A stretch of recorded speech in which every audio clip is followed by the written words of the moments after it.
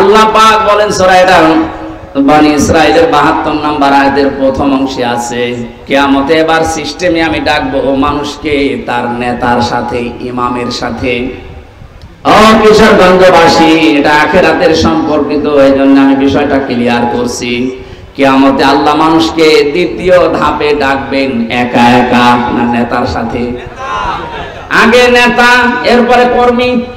আপনার বিবেককে এবার জিজ্ঞাসা করেন তো, যে নেতাকে আপনি মেনে চলেন, এ যদি কিয়ামতে আল্লাহর সামনে দাঁড়ায় আর আপনি তার পেছনে, ওর যা চরিত্র, ওর যা সুরাত সিরাত, ওরে দেখে আল্লাহ মাফ করবে বলে মনে হয়? বলছেন না, ও তো ধরা খাবে। আপনি কি ইয়ার কি মারেন? আপনি এখনই বলছেন না, আমি যাকে মেনে চলি, যার পেছনে থাকি, কিয়ামতে ওর সামনে যদি আমি থাকি আল্লাহ ওরে দেখে মাফ করবেন, আপনি নিজেই বলছেন, তাহলে আপনি ধরা খাবেন না। এই জন্য শুধু ইয়াসিন পড়ে শেষ করে দিলে হচ্ছে না, এটা মানা লাগবে। বিশ্ব নবী বাদ দিয়ে অন্য কেউ যেন আপনার আদর্শ মরণ পর্যন্ত আর না হয়, এটা খেয়াল রাখবেন। কারণ নবীজি যদি সামনে দাঁড়ায় ওই দিন, আপনি পেছনে থাকলে আপনাকে দেখা লাগবে না, বিশ্ব নবীকে দেখে আল্লাহ মাফ করে দেবে। ইয়াসিনের যত শব্দ ব্যাখ্যা আছে সব বলতে 33টা পেয়েছিলাম আমি, এত বলতে গেলে সময় চলে যাবে।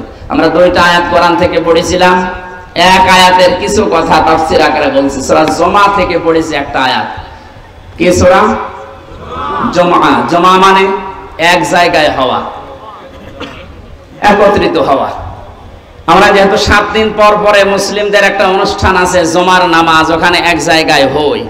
নামাজ পড়ার পরে আপনার কাজ কি? ইসলামে তো শুধু ইবাদত হিসাবে শুধু নামাজই না, নামাজ যখন শেষ হয়ে যাবে তখন আপনি আর মসজিদে বসে থাকতে পারবেন না। বাংলাদেশে বহু জায়গায় সিস্টেমটা আছে, নামাজের পরে অনেকেই মসজিদের ফ্যান টাঙিয়ে আরামে বসে গল্প করছে। না, কোরআনে কারীম জানাচ্ছে ফাইদা কুদিয়াতিস সালাতু ফান্তাশিরু ফিল আরদি ওয়াবতাগু মিন ফাদলিল্লাহ। নামাজ যখন শেষ হয়ে যাবে মসজিদে আর থাকা যাবে না, ছড়িয়ে যান, ছিটিয়ে পড়েন। যেখানে যার কর্মজীবন আছে ওখানে হালাল রুজি উপার্জন করার জন্য চেষ্টা চালান। আমার কর্মজীবন দিনের এই ময়দানে, আমার একটা ব্যবসা আছে, ওখানে আমি যে শ্রম দেব ওইটাও নামাজের মতো ইবাদত। ওনার কাজ অফিসে, ওনার কাজ থানায়, নামাজ শেষ করার পরে থানায় যদি 8টা ঘন্টা বসে ডিউটি করে, ওই 8 ঘন্টা নফল নামাজের সওয়াব আল্লাহ ওনার আমলনামায় লিখে দেবে। এখানে নামাজের সময় মাস্ট বি, মুসলিম যারা নামাজ পড়তেই হবে, এর কোন বাদ দেওয়ার সিস্টেম তো নেই।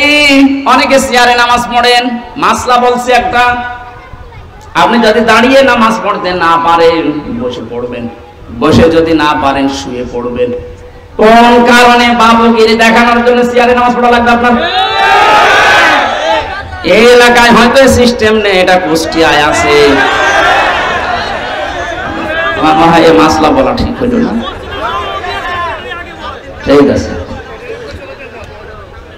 না, আপনি কোন কারণে বসেছেন? সব কাজ আপনি বাইরে করে বেড়াচ্ছেন, আর এখানে এসে আপনার যে সিস্টেম না, এটা যায় না আপনার সাথে।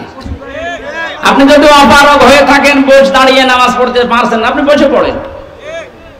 কথা বুঝতেছেন? বসেও আপনি পারেন, আপনি শুয়ে শুয়ে ইশারা করেন যে আমি এখন রুকু যাচ্ছি, এখন সেজদা করছি। এই যদি এইটাও না পারেন, অজ্ঞান হয়ে গেছেন, আপনার নামাজ মাফ।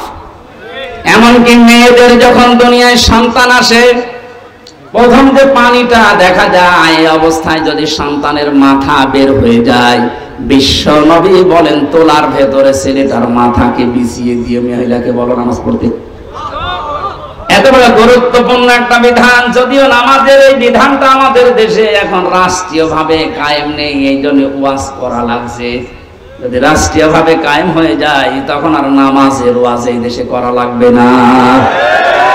আল্লাহ যেহেতু একটা সুযোগ আমাদের সামনে দিচ্ছে, নামাজ রাষ্ট্রীয়ভাবে কায়েম থাকলে কি শান্তি পাওয়া যায় ওটা এখনো দেখেননি। আমি বিশ্বের বহু দেশে ঘুরেছি, কিছু কিছু জিনিস আজ করতে পেরেছি। কোরআনে কারিমের বিধানটা যেন আল্লাহ আমাদের চরম চোখে দেখায় যে নামাজ রাষ্ট্রীয়ভাবে দেশে কায়েম হয়ে গেছে, বলেন আমিন। আর এটা কায়েম করবে ফেরেশতারা?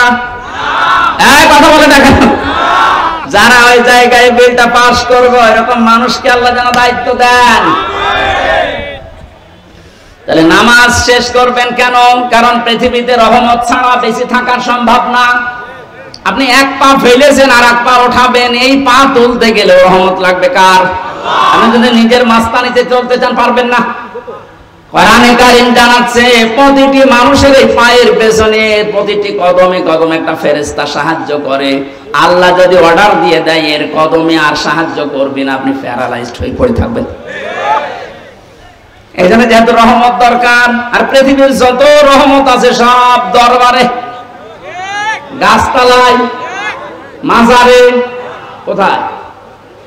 কোরআনে কারিমে আল্লাহ রাব্বুল আলামিন বলেন ফাইদা কুদিয়াতিস সালাতু ফান্তাশিরু ফিল আরদ।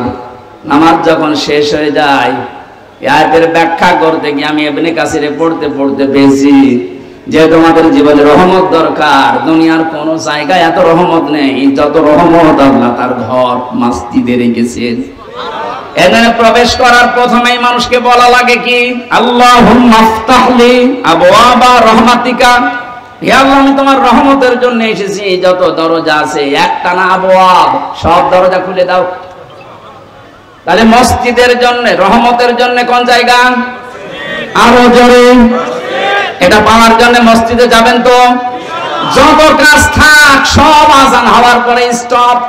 আগে ফরজ নামাজটা শেষ করেন, খুব জরুরি হলে আপনি ফিরে আসেন, এরপরে আপনি আবার কাজে লাগেন। নফল সুন্নাত যদি পড়তে না পারেন, সময় যখন পান পড়ে নিন, কিন্তু ফরজ মাফ নেই। মাস্ট বি ফরজ নামাজ মরণের আগ পর্যন্ত ছাড়া যাবে না। কেউ যদি ফরজ নামাজ ছেড়ে দেয়, আল্লাহ বলেন আমি ওর দায়িত্ব ছেড়ে দেই। টের পেয়েছেন কত বড় কথা এটা? আপনি আল্লাহর দায়িত্বেই থাকবেন না। হামজা হয়ে দুনিয়ায় আসতাম ঠিক, যদি দর্শন শক্তি না দিতে মানুষ আমাকে কানা বলতো। কথা বলছেন না কেন? কুমিল্লা একবার খাবার খাচ্ছিলাম মাহফিলে, বাম পাশে এক অন্ধ, হঠাৎ বিদ্যুৎ চলে গেল। আমরা যারা সকলা মানুষ আছি চিল্লা পাল্লা করছি, কই তাড়াতাড়ি জানাটা চালু, কারণ আলোর ব্যবস্থা করেন। অন্ধ আমার হাত চেপে ধরে বসে হুজুর চিল্লাচ্ছেন। মাত্র কয়েক মিনিট কারেন্ট চলে গেছে, আপনারা চিল্লান। অথচ 42 বছর আমার জীবনে কোনো কারেন্ট নেই। 42টা বছর হয়ে গেল দুনিয়ায়, আমার কারেন্ট কি এটা আমি জানি না। ওই দিন অন্ধ আর একটা কথা জানিয়েছিল যে সকলা মানুষ যারা, ওরা তো এমনিতেই দেখে, ঘুমিয়ে থাকলে স্বপ্নেও দেখে, কিন্তু আমরা অন্ধ যারা ঘুমিয়ে থাকলে স্বপ্নেও কিছু দেখি না, শুধু একটা আওয়াজ শুনি। আপনি ওর জায়গায় নিজেকে দাঁড় করিয়ে বলেন তো আপনি কি পেয়েছেন? জীবনে কিছুই যদি না পেয়ে থাকেন, শুধু চোখ দুইটার কারণেও তো সেজদা দেওয়া যায়। কথা বলে না কেন? জামাত ইসলামের যিনি আমির এখন ডাক্তার শফিকুর রহমান, ওনার সাথে জেলখানায় আমি ছিলাম, এক রুমে দেখেছি মাঝে মাঝে উনি সেজদা দিত শুধু এইটার দিকে তাকিয়ে। বুড়া মানুষ, মুরব্বী মানুষ, 65 বছরের বয়স, সারাদিন আদালতে থাকার পরে যখন আসতেন রাত 8টা, 8:30, 9টায়, কিছুক্ষণ নামাজ আদায় করার পরে সেজদায় পড়ে যেতেন। এক সেজদায় 45 মিনিট, 1 ঘন্টা, 1.5 ঘন্টা পড়ে আছে। আমি যুবক মানুষ, এশার নামাজ পড়ে ঘুমিয়ে দেয় 2 ঘন্টা, 2.5 ঘন্টা পরে ঘুম ভেঙে দেখি পড়ে আছে সেজদায়। কি স্যার সেজদা দিচ্ছেন? হামজা, যে চোখ দুইটা আল্লাহ দিয়েছে, নিয়ামত যদি সারা রাত ও সেজদায় থাকি আদায় হবে না।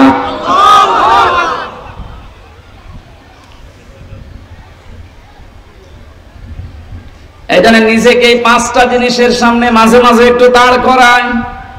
আল্লাহ পাক যে নিজের দায়িত্ব নিয়ে আমাকে দিলেন, একটাও যদি অতি কম দিতেন, আপনি নিজের দিকে ভাবিয়ে বলেন, উনি আজ টিয়নো হয়ে ওসি হয়ে বসে আছে, অন্ধ হলে দায়িত্ব দিত সরকার? বলেন,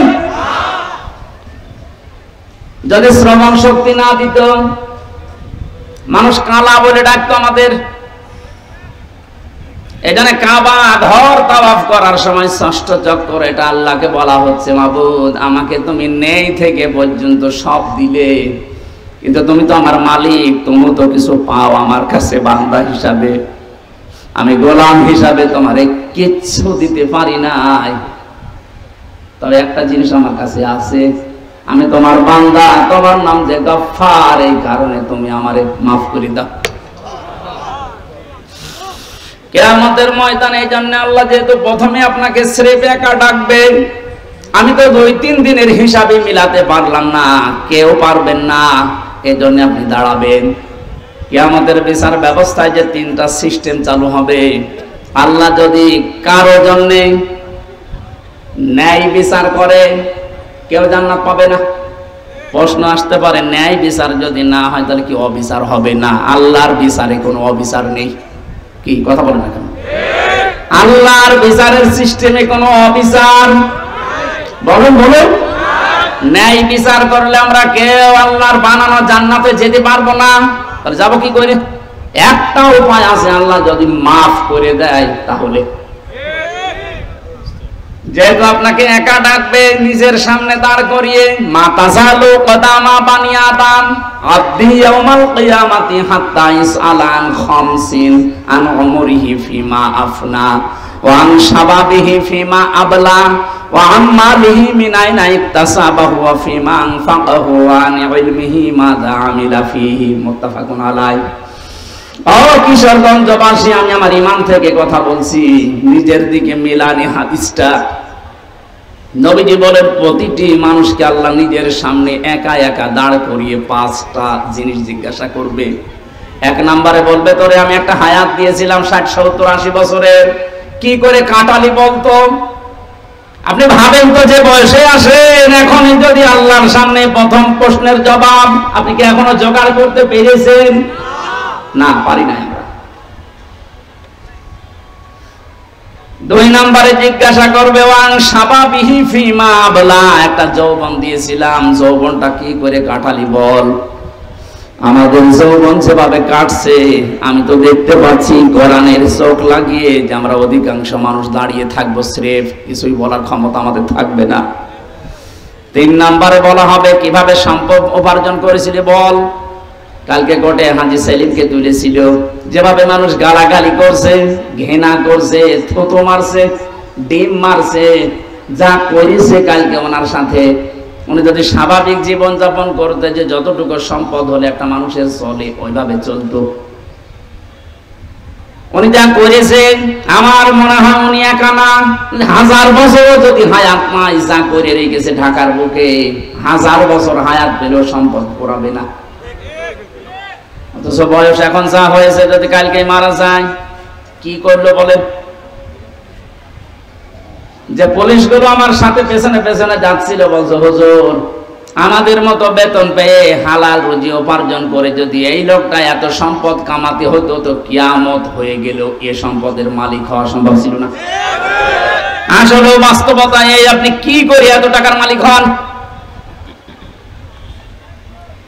আপনি বলেন তো, কি করে এত টাকার মালিক হওয়া যায় 15 বছরে?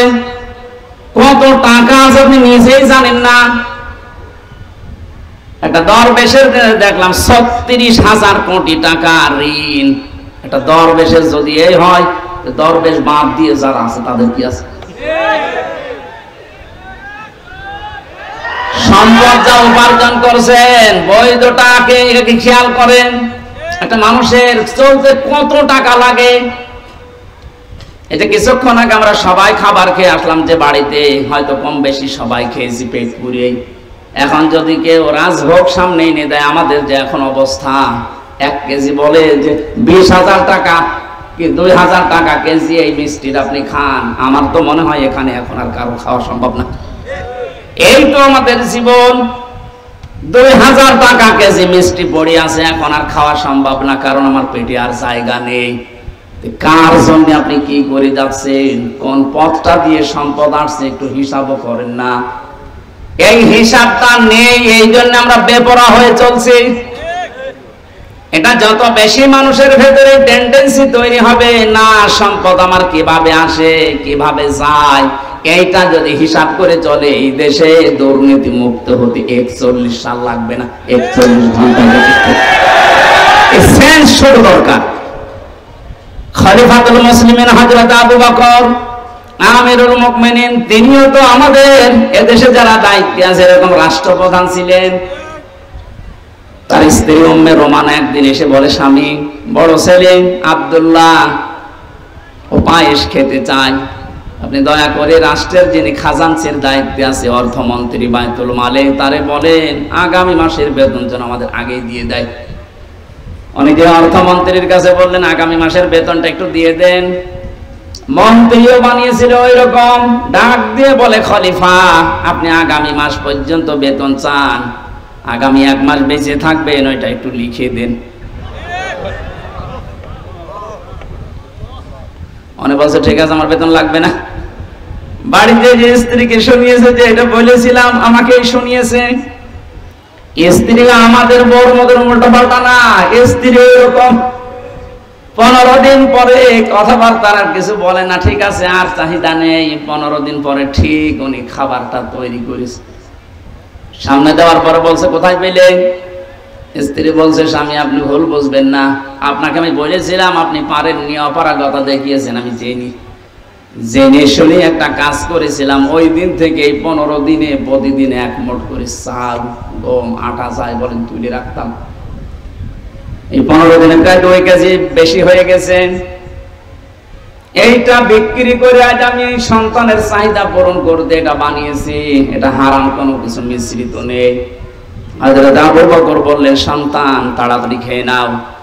খাবার শেষ করে চলে গেলেন অর্থমন্ত্রীর কাছে, বাইতুল মালে গিয়ে বলে খাজানচি আগামী মাস থেকে আমার যে বেতন আছে 12,000 টাকা 2,000 করে কম দিও, কারণ আমি যা হিসাব করে দেখলাম যে আমার 10,000 টাকা হলেও সংসার চলে, 2,000 টাকা রাষ্ট্রের কাছে কাছে লাগাও। আজ দায়িত্বে আছে 1628 জন মানুষ, এখানে 2 জন আছে। এই 1628 জন মানুষকে আমরা যদি এইভাবে তৈরি করতে পারি, আল্লাহর কসম এই দুনিয়ার এই বাংলাদেশটাই খলিফাতুল মুসলিমিন আবু বকরের যুগের মতো হয়ে যাবে।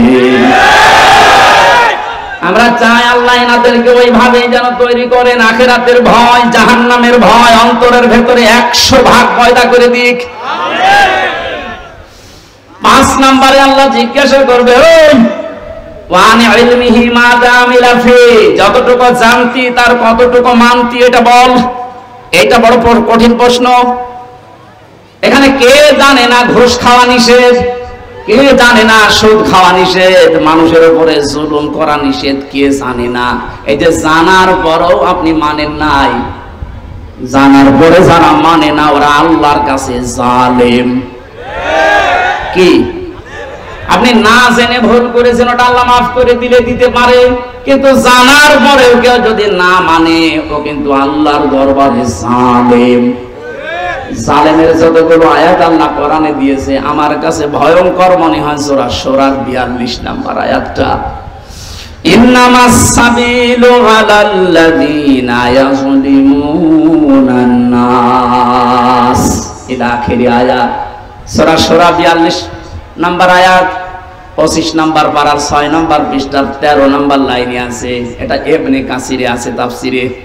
আল্লাহ পাক বলেন আমি নিজে কেস করব, মামলা দেব তাদের বিরুদ্ধে যারা মানুষ হয়ে মানুষের উপরে জুলুম করে। এই আয়াতটা পড়ার পরে আমার মনে হয় বাংলাদেশে আমরা হাজারো মানুষ আল্লাহর মামলার আসামি। পুলিশের কাছে এখন বাধা দিয়ে দেখে, সময় আর দিতে চায় না, বলে প্রাইভেট পড়া লাগবে, কোচিং করা লাগবে। এই যে নেওয়ার সময় ঠিক মতো নিলেন, দেওয়ার সময় আর ক্লাসে দিতে চান না, তখন আলাদা ক্লাস, আপনি আল্লাহর বরদোয়ার শামিল। আমাদের দেশে কিছু সংখ্যক, আমরা যেহেতু 96 ভাগ মুসলিম, 4 ভাগ আছে অন্য ধর্মের মানুষ, নবীদের হাদিস অনুযায়ী তারা আমাদের কাছে আমানাত। এই কথা বলে দেখেন, তাদের সম্পর্কেও কিন্তু ওজন হবে কিয়ামতে। আপনি তাদের সাথে ব্যবহার কি করেছিলেন, তাদের যে দায়িত্ব ওটা যদি অমুসলিম প্রতিবেশী হয় কিয়ামতের দিনও কিন্তু আপনার দরবারে মামলা দিতে পারবে আল্লাহর দরবারে। যেহেতু ওনারা সংখ্যায় কম, আমরা অনেকে এখন ধোয়া তুলেছি যে সংখ্যালঘু সংখ্যালঘু না, এই শব্দটা বলা যায় না। কিসের সংখ্যালঘু সংখ্যাগুরু? এদেশে যারা জন্ম নেবে তারা এই দেশের নাগরিক, বৈধ। কথা বলুন। সুতরাং সংখ্যালঘু সংখ্যাগুরু বলে এদেশে কিচ্ছু নেই। এটা বিশৃঙ্খলা তৈরি করার জন্য কিছু মানুষকে দিয়ে এই কাজরা করাচ্ছে। হিন্দু ভাইরা যারা আছেন, খ্রিস্টান বা অন্য বৌদ্ধ যারা আছেন এদেশে, যাদের জন্ম, আমার যেমন অধিকার আছে, আমি ৯৬ ভাগটাতে কি, আপনি ৪ ভাগটাতে কি, আপনার ঠিক ওই রকম অধিকার আছে। আপনার ধর্ম আপনি ১০০ ভাগ নিরাপত্তা নিয়ে পালন করবেন, কোনো বাধা নেই। বাধা যে দেবে তারে প্রতিহত করা ফরজ। ওনাদের সাথে ভালো ব্যবহার করা ইবাদত। আল্লাহ বলেন মুসলিমিনা হুসনা, মুসলমানের সাথে হাসি মুখে কথা বললে সওয়াব হয় না। লিন্নাস, মানুষের সাথে হাসি মুখে কথা বললে সওয়াব হয় সাদকা দেওয়ার। হিন্দু কি মানুষ না? খ্রিস্টান মানুষ না? এজন্য ওনাদের সাথে মানুষের মতো আচরণ করা লাগবে। এটা একটা ইবাদত, এটা কর্মজীবনে এটার একটা কর্ম। আমাদের এলাকায় আছে কিনা জানি না, আমাদের এলাকায় তো অত হিন্দু নেই।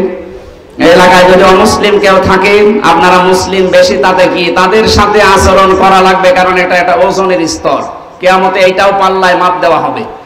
এমন কোন কাজ যেন আমরা না করি যে এই কারণে আবার ধরা খেয়ে যাচ্ছে। বিশ্বনবী জানিয়েছেন, কোন এলাকায় যদি অমুসলিমরা থাকে তারা তোমাদের কাছে আমানত, ওদের উপর যদি অত্যাচার করো বিনা কারণে, কিয়ামতে আমি নবী তোর বিরুদ্ধে মামলা দায়ের করব ওর পক্ষ নিয়ে। এজন্য এলাকায় যদি এরকম কিছু করে থাকেন, নামাজ পড়ছেন, রোজা রাখেন, পাগড়ি মাথায় দিয়ে আছেন, কিন্তু ওদের অধিকারগুলো আপনি নষ্ট করেন, ওদেরকে ভীতি সন্তুষ্ট হয়ে রাখেন না, কিয়ামতে আপনি নবীর মামলার আসামি হবেন। নবী শেষ পর্যন্ত ওই হিন্দু লোকটার পক্ষ নিয়ে, ওই খ্রিস্টানের পক্ষ নিয়ে আপনার বিরুদ্ধে দাঁড়াবে। নবী যদি আমার বিরুদ্ধে দাঁড়ায়, আল্লাহ মাফ করে দেবে। এই বিবেকটুকু কাজে লাগে না? কখনো ওদের অধিকারগুলো যেন নষ্ট না হয়। ওদের পূজা প্রবণ যা আছে পাহারা দিয়ে করানো লাগবে। যদি ওদের ইবাদতে কোনো বিঘ্ন হয়, আপনি দায়ী থাকবেন কিয়ামতে। আল্লাহ আমাদের বুঝ দান করুন, বলেন আমিন। আযকুরুল্লাহ, এর জিকির বলতে শুধুমাত্র সুবহানাল্লাহ সুবহানাল্লাহ না, যেখানে যে বিধান আছে আল্লাহর, ওই বিধানটা ওখানে পালন করে দেখানোর নাম হচ্ছে জিকির। ওসি সাহেবের জিকির কি? ওনার সামনে একজন মানুষকে ধরে কনস্টেবল পিটাচ্ছে, ওনার কিছু বলাও লাগবে না। উনি যদি চেহারাটা নিয়ে সামনে দাঁড়িয়ে বলে, এই বেটা কি করিস, এমনি বেঁচে যাবে। তাহলে ওই জায়গায় ওনার জিকির কি? ওখানে যে খালি ওনার চেহারাটা দেখানো, এই বেটা কোন কারণে এর উপর অত্যাচার করিস, এটা ওনার জিকির। এটা ওনার কি? ওনার সুবহানাল্লাহ সুবহানাল্লাহ করার দরকার নেই, ও চেহারাটাই জিকির। যে যে পর্যায়ে আছেন তার নিচে যারা আছে তাদের প্রতি দায়িত্ব পালন করা আল্লাহর জিকির। আল্লাহ এই জিকির গুলো বেশি বেশি করার কথায় আয়াতে জানিয়েছেন, যদি তোমরা করতে পারো লাআল্লাকুম তুফলিহুন, আশা করা যায় তোমরা সফল হবে। তুফলিহুন শব্দের ব্যাখ্যা আধুনিক ভাবে মুফাসসিরিন ইকরাম করেছেন, এই যে স্মার্ট বলি আমরা, স্মার্ট বলি না, ডিজিটাল বলি আমরা, এই শব্দগুলোর বাংলা অর্থ এটা দাঁড়ায়। এই জন্য আমরা যদি ডিজিটাল, স্মার্ট আরো যা আছে এগুলো যদি উপহার দিতে চাই শান্তি, স্বস্তি, নিরাপত্তার বাংলাদেশ, এই আল্লাহর জিকির, আল্লাহর আইন, আল্লাহর স্মরণগুলো খুব বেশি বেশি করা লাগবে আমাদের প্র্যাকটিক্যাল লাইফে। আল্লাহ আমাদের তৌফিক দিন, বলেন আমিন। মা বোন যারা এসেছেন, আপনাদের জান্নাতে যাওয়ার জন্য বিশ্বনবী মাত্র 4টা কাজ দিয়েছিলেন। 5 ওয়াক্ত ফরজ নামাজ পড়া, রোজা রমজানে রাখা, নিজের শরীরকে পর্দায় রাখা, বিশেষ করে 14 জন পুরুষ থেকে 14টা পুরুষ বাদ দিয়ে বাকি কোন পুরুষের সামনে গেলে মুখমণ্ডল, হাতের কবজি, পায়ের পাতা বাদ দিয়ে পুরা শরীর আপনাকে ঢেকে রাখা লাগবে। 4 নম্বরে স্বামী যাদের আছে তাদের জায়েজ কথাগুলো শুনে আপনি তাকে খুশি রাখবেন। জান্নাতের 8টা দরজা আপনার জন্য খোলা থাকবে, যে কোনো দরজা দিয়ে আপনি প্রবেশ করতে পারবেন। আল্লাহ আমাদের তৌফিক দিন। আমি পারিবারিক জীবন নিয়ে জেলখানায় বসে বসে কিছু বই লিখেছিলাম, তার ভেতরে একটা এনেছি, ওইটা মেয়েদেরকে নিয়ে যেয়ে দেবেন। গাড়ি কোথায় আছে আমি জানি না, যেখানে আছে নিয়ে অবশ্যই আপনার মেয়েকে, মাকে, স্ত্রীকে পড়াবেন। পারিবারিক জীবনে আশা করছি অনেক কিছু ফিরে আসবে। হায়েদ অবস্থায় স্ত্রীকে 3 তালাক দিয়েছে, হুজুর এখন মাসলা, সংসার করার মাসলা কি, তালাকের মাসলা একা একা দেওয়া লাগবে, অনেক কিছু পড়া লাগবে এবং বলা লাগবে। আন্দাজে এক ফতোয়া দিলে হচ্ছে না। আল্লাহুম্মা আমিন। লা ইলাহা ইল্লা আনতা সুবহানাকা ইন্নী কুনতু মিনাজ জালিমিন। এটা মুনাজাত করেন ভাই। আর দোয়া মুখ্য ইবাদত, দোয়া ইবাদতের মগজ। একটু হাত তোলেন, মাথা নিচু করে জীবনের অপরাধগুলো স্মরণ করুন। আশা করছি কোরআনের ইজ্জতে আজকে আমাদের জীবনের অপরাধ আল্লাহ মাফ করে ওই জায়গাটা ফাঁকা জায়গা নেকি দিয়ে ভরাট করে দেবে ইনশাআল্লাহ। আর الأرض أبتغوا من فضل الله صدق الله العظيم عن أبي هريرة رضي الله تعالى عنه قال قال النبي صلى الله عليه وسلم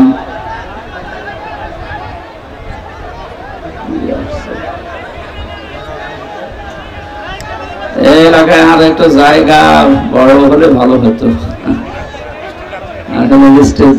পরিবেশটা নষ্ট হয়ে গেছে, কষ্ট হচ্ছে, আমরা তো দেখতে পাচ্ছি। এভাবে শোনা লাগবে ভাই, এমনিতেই দিনের বেলা, এরপর আবার জায়গা সংকীর্ণ। যেভাবে আছেন ওইভাবে ঘন্টা খানিক থাকেন, একটু কষ্ট করেন। যে ইবাদতে কষ্ট বেশি হয় ইবাদতে সওয়াব বেশি হয়, এজন্য একটু কষ্ট করেন। عن أبي هريرة رضي الله تعالى عنه قال قال النبي صلى الله عليه وسلم اتق دعوة المظلوم فإنها ليس بينه وبين الله حجاب رواه ابن ماجه وقال تعالى في شأن رسوله وما زادهم إلا إيمانا وتسليما اللهم صل على سيدنا مولانا محمد وعلى آل سيدنا مولانا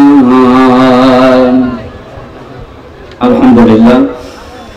বাংলাদেশের ঐতিহ্যবাহী জেলা কিশোরগঞ্জ কটিয়াদি থানার অন্তর্গত কটিয়াদি বাজার ব্যবসায়ীদের উদ্যোগে মহাবিশ্বে মহাবিশ্ব আমাদের মালিক, আমাদের মনিব মহান রব্বুল ইজ্জত ওয়াল জালালের মুখের পবিত্র বাণী কোরআনে কারীম তাফসীর ও কোরআন মাহফিলের সম্মানিত সভাপতি, বিশিষ্ট আলেমে দ্বীন, ইসলামিক চিন্তাবিদ, শিক্ষাবিদ জনাব মাওলানা আবুল কাসেম বিপ্লব, সহ-সভাপতি, বিশিষ্ট ব্যবসায়ী, ব্যবস্থাপনা পরিচালক, জননী রিয়েল এস্টেট আলহাজ হাফেজ কারি আব্দুল কাদির আতালাল্লাহু উমরাহু ওয়া বারাকাল্লাহু ফি হায়াতি, বলেন আমিন। এতক্ষণ যারা আলোচনা রাখলেন মাওলানা হোসেন আহমেদ মাহফুজ, হাফেজ মাওলানা সিদ্দিকুর রহমান, মাওলানা মুফতি শফিকুল ইসলাম, মাওলানা সাইফুল ইসলাম, অন্যান্য ওলামা ইকরাম।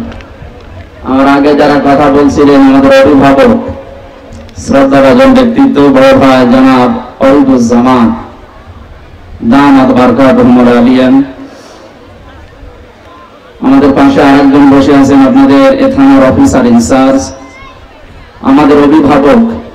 আমরা ওনাদেরকে অভিভাবক যেভাবে দায়িত্ব পালন করে ওইভাবে চাই। শ্রদ্ধাভাজন ব্যক্তিত্ব জনাব সরোয়ার হোসেন, মঞ্চে বসা সম্মানিত ব্যক্তিবর্গ, সামনে বসা মুসলমান ভাইরা, পর্দার আড়ালের সম্মানিতা মা এবং বোনেরা, প্রশাসনের ভাইরা, প্রাণ প্রিয় কিশোরগঞ্জবাসী, আল্লাহ দরবারে শুকরিয়া জানাচ্ছি যিনি কোরআনের জন্য আমাদের অন্তরকে এভাবে পাগল পাড়া বানিয়ে দিয়েছেন। আহলুল কোরআন হুম আহলুল্লাহি ওয়া খাসাতুহু, কোরআনওয়ালা যারা নবীজি জানিয়েছেন তারা আল্লাহর পরিবারভুক্ত লোক। সুবহানাল্লাহ। এই কথার লোড কত, ওজন কত আপনি টের পাচ্ছেন। আমার পরিবারের লোক যেমন আমার কাছে যেই রকম, আমি যেভাবে দেখি তাদেরকে, কোরআনওয়ালা লোক যারা এই মানুষগুলোকে নবীজি তুলনা দিয়েছেন এরা আল্লাহর পরিবারের এবং খাস। কোরআনের জন্য যারা পাগল হয়ে এদিনের বেলা হাজারো কাজ বাদ দিয়ে এই ময়দানে আসার মন মানসিকতা এবং সুযোগ করে দিলেন, বলছে আলহামদুলিল্লাহ। দরুদ আর সালাম পড়ছি আমাদের নবী মুহাম্মদ রাসূলুল্লাহ সাল্লাল্লাহু আলাইহি ওয়াসাল্লামের প্রতি। কোরআনে কারিমে আল্লাহ তাকে বিশেষ করে 7টা নামে ডাক দিয়েছেন। আরো নাম আছে, আমি প্রতিটি কথার ভেতর থেকে শিক্ষা বের করি, এই জন্য এই শব্দগুলো নিয়ে আসতেছি। আমরা শুধু শোনার জন্য এসেছি আর বলার জন্য বলে চলে যাচ্ছি, এই জন্য না। আমরা এখান থেকে কিছু নিয়ে বাড়ি যেতে চাই। অনেক শিক্ষিত মানুষ এখানে বসে আছেন, আমি চেষ্টা করব প্রত্যেকের খোরাকি দেওয়া। বিশ্ববিদ্যালয়ে যারা ক্লাস নিত দেখতাম, সামনে যারা আছে ওরা সব এক মানের, 80-82 জন ছাত্র ছাত্রী যারা সব এক মানের, কিন্তু এখানে তো আর ওই রকম না। এটাও একটা ক্লাস চলছে, ক্লাস হয় 45 মিনিট, আমরা আর একটু বেশি করে 1 ঘন্টা ক্লাস করব, কিন্তু এই ক্লাসের ছাত্রের মান তো এক একটা এক এক রকম। এখানে এমনও লোক আছে ইশারা দিলে বোঝে, আর একজন আছে একবার বললে বোঝে, এমনও মানুষ বসে আছে ওরে পিটাবেন তাও বুঝবে না। আমরা যেন ওইরকম হয়ে না যায়। আপনারা কিশোরগঞ্জ এলাকার মানুষেরা এমনিতে রাষ্ট্রপতির এলাকার মানুষ, জ্ঞানী মানুষ আপনারা। আমরা ইশারা দেব কোরআনে কারীম দিয়ে, আমরা যেন আল্লাহর পক্ষ থেকে আজকের এই মাহফিলটা তিনি যেন হেদায়েতের জারিয়া বানিয়ে দেন, বলেন আমিন। আল্লাহ রাব্বুল আলামিন কোরআনে কারিমে 7টি নাম ধরে নবীজিকে স্পেশাল ভাবে ডাক দিয়েছেন। তার 1 নম্বরে ইয়াসিন। আল্লাহ বলেন, হে নেতা, আমি খেয়াল করার জন্য বলছি, এদিকে তাকান, ক্লাস চলছে। ইয়া হরফে নেতা, ইয়া মানে হে, সিন মানে সাজ্জিদ, বাংলা অর্থ হচ্ছে নেতা। এই শব্দটা শুনলে অনেকে রাজনীতি মনে করে, অনেকে দুনিয়ার সাথে মিলিয়ে দেয়, এটা আখিরাতের সাথে সম্পর্কিত। নয়তো আল্লাহ কোরআনে ইয়াসিন বলে ডাক দিতেন না। আমরা ইয়াসিন সূরার কথা শুনলে অনেকে মনে করি একবার পড়লে 10 খতম কোরআন শরীফ পড়ার সওয়াব হয়। না, মাস্ট বি হবে, কিন্তু এর ভেতরে 83টা শিক্ষা আছে, ওগুলো আপনার প্র্যাকটিক্যাল লাইফে থাকা লাগবে। আপনি একটাও মানেন না, শুধু পড়ে যাচ্ছেন। আপনার সওয়াবের পরিবর্তে যেগুলো জানলেন ওর উপরে যদি আমল না থাকে আরো গুনাহ হবে। কথা বোঝাতে পেরেছি? সিন শব্দের 5টা অর্থ পেয়েছি তাফসিরে কাবীরে আল্লামা ফখরুদ্দিন রাজি রাহমাতুল্লাহ আলাইহি। তিনি বলেন, সিন মানে সাজ্জিদুল আলামিন, সিন মানে সাজ্জিদুল বাশার, সিন মানে সাজ্জিদুল কাউনাইন, সিন মানে সাজ্জিদুল মুরসালিন, সিন মানে সাজ্জিদুল আম্বিয়া। প্রতিটি শব্দের তিনি ব্যাখ্যা দিয়েছেন। প্রথম যে শব্দটা তিনি লিখলেন, সিন মানে সাজ্জিদুল আলামিন, আলমের বহু বচন আলামিন। শুধুমাত্র এই দুনিয়া না, এই জগৎটা না, এরকম বহু জগৎ আল্লাহ বানিয়েছেন। যেখানে আপনি বসবাস করেন না কেন, ইয়াতানাজ্জালুল আমরু বাইনাহুন্না। সূরা তালাকের ভেতরে আল্লাহ জানিয়েছেন প্রতিটি জায়গায় আল্লাহর বিধিবিধান নাযিল হচ্ছে।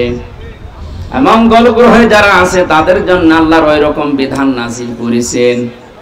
চন্দ্র দেশে যারা আছে ওখানকার জন্য আল্লাহর ওই রকম বিধান আছে। পৃথিবীতে যেহেতু আমরা শুধু মানুষ বাস করি, এখানে আমাদের জন্য আল্লাহর আলাদা বিধান আছে। সাইয়্যিদুল আম্বিয়া দিয়ে মুফাসসির বলেন, কেউ যদি মনে করে আমি তো দুনিয়ায় বসবাস করি না, আমি চন্দ্র দেশে আছি, আমি মঙ্গল গ্রহে আছি, ওখানে বসবাস করব। শুনলাম নাকি অনেকে ওখানে জমি কিনা আরম্ভ করেছে। কেনে আপনি ওখানেও যদি বাড়ি ঘর বানান, বসবাস করেন, সাইয়্যিদুল আলামিন এই শব্দের দ্বারা আপনাকে মুহাম্মদুর রাসূলুল্লাহকে চন্দ্র দেশেও মানা লাগবে।